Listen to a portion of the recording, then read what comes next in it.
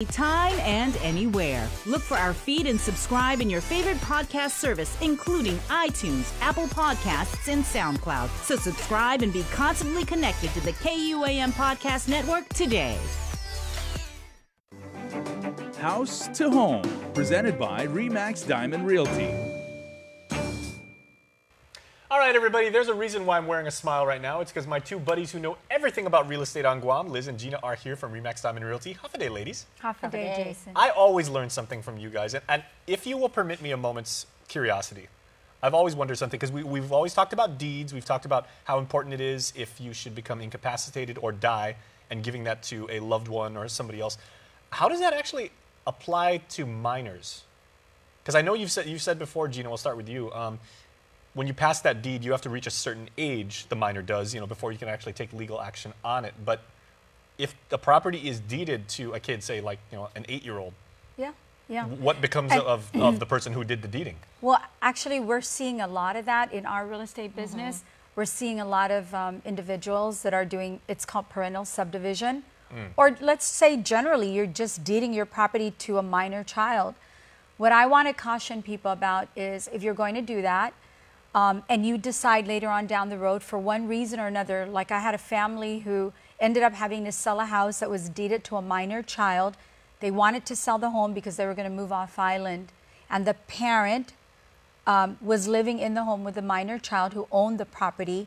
And she decided she wanted to sell it and could not sell the property because you cannot, even though you're the guardian, you're the parent of the child, are you acting in the best interest of the child, or are you acting in your own best interest? I mean, so basically what you need to do is go to court, even with parental subdivisions. And here we are again back in court. Yeah, if you decide you want to do something with that property that you've given to a minor child, you either wait until they're old enough to execute documents, or you have to go to court and get the permission of get the judge to say that this is acceptable. Okay, Liz, before we get to you, like all hands in first, because I know what we said.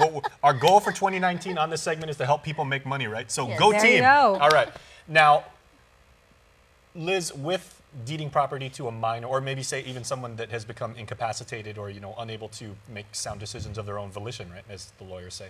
Are there any tax benefits, speaking of making money, to deeding properties? Or, is there any way that you could actually avoid? Well, I think a lot of people on Guam, families want to deed property to family. They want to keep it in the family. But then, as Gina put it, sometimes circumstances come up. They had no intention of selling it. They wanted the property to go to their child, their minor child. But we both have had situations where now they're ready to sell it.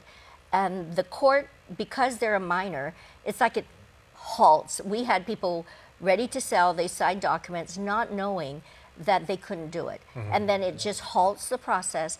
They had to go to court to have the court approve the sale.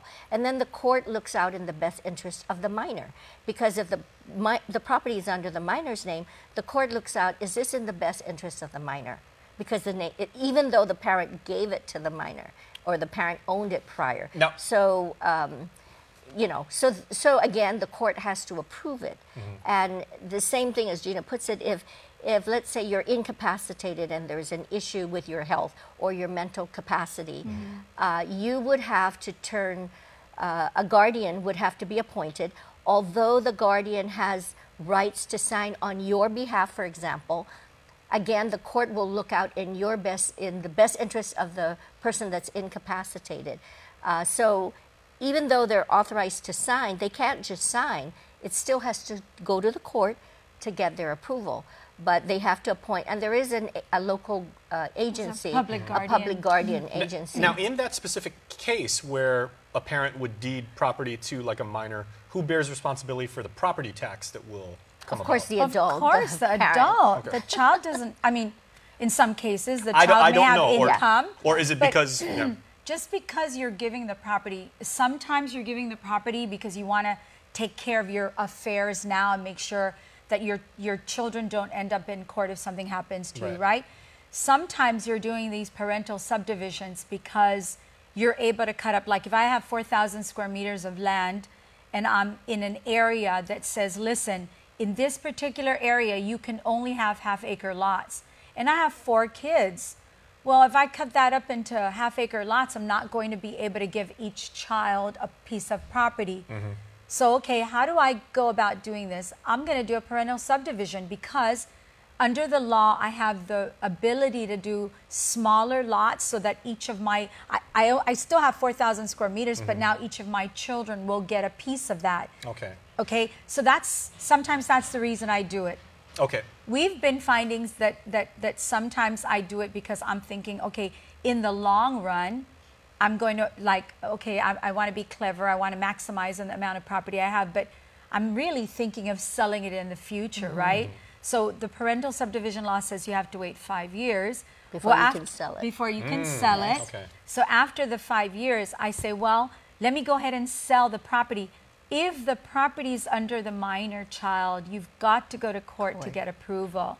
And you know what? Here's the thing. It's not a rubber stamp process.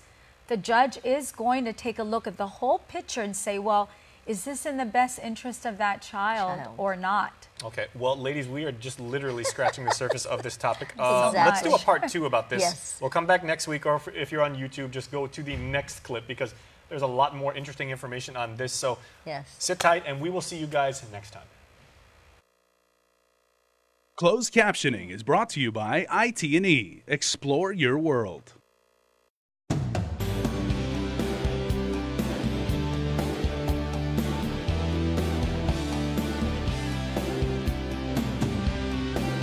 This primetime lineup is brought to you by IT&E. Explore your world.